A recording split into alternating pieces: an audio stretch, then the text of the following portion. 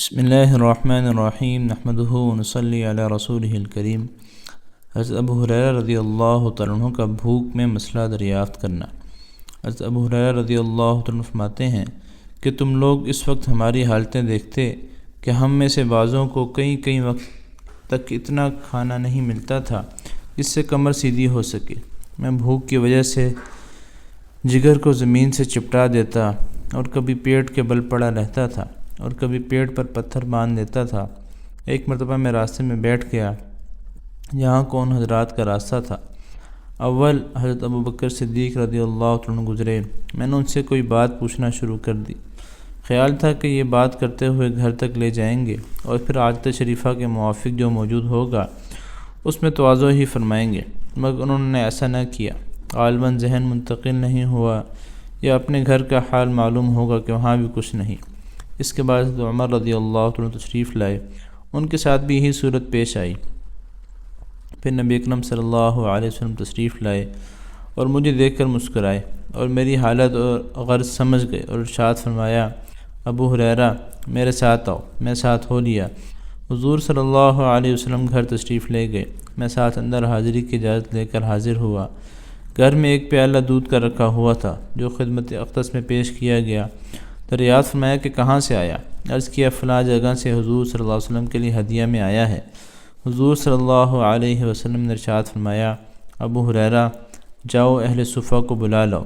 اہل صفہ اسلام کے مہمان شمار ہوتے تھے۔ یہ وہ لوگ تھے جن کے نہ گھر تھا، نہ در، نہ ٹھکانہ، نہ کھانے کا کوئی مستقل انتظام۔ ان حضرات کی مقدار کم و بیش ہوتی رہتی تھی، مگر اس قصہ کے وقت 70 تھی۔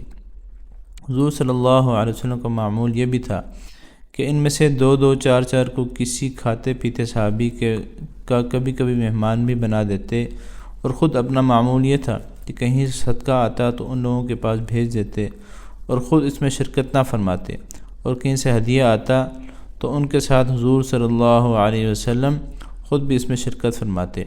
حضور صلی اللہ علیہ وسلم نے بلانے کا حکم دیا۔ مجھے گراں تو ہوا کہ اس دودھ کی مقدار ہی کیا ہے جس پر سب کو بلاؤں، سب کا کیا بھلا ہوگا، ایک آدمی کو بھی مشکل سے کافی ہوگا، اور پھر بلانے کے بعد مجھ ہی کو پلانے کا حکم ہوگا، اس لیے نمبر بھی آخر میں آئے گا جس میں بچے گا بھی نہیں۔ لیکن حضور صلی اللہ علیہ وسلم کی اطاعت کے بغیر چارہ ہی کیا تھا۔ میں گیا اور سب کو بلا لایا۔ حضور صلی اللہ علیہ وسلم نے ارشاد فرمایا کہ لے ان کو پلا۔ میں ایک شخص کے پیالے حوالے کرتا اور وہ خوب سیر ہو کر پیتا اور پیالہ مجھے واپس دیتا۔ اسی طرح سب کو پلایا اور سب سیر ہو گئے تو حضور صلی اللہ علیہ وسلم نے پیالہ دست مبارک میں لے کر مجھے دیکھا اور تبسم فرمایا، پھر فرمایا کہ بس اب تو میں اور تو ہی باقی ہیں۔ میں نے عرض کیا کہ بے شک۔ فرمایا لے پی۔ میں نے پیا۔ ارشاد فرمایا اور پی۔ میں نے اور پیا۔ بالآخر میں نے عرض کیا یا رسول اللہ اب میں نہیں پی سکتا۔ اس کے بعد حضور صلی اللہ علیہ وسلم نے سب کا بچا ہوا خود نوش فرمایا۔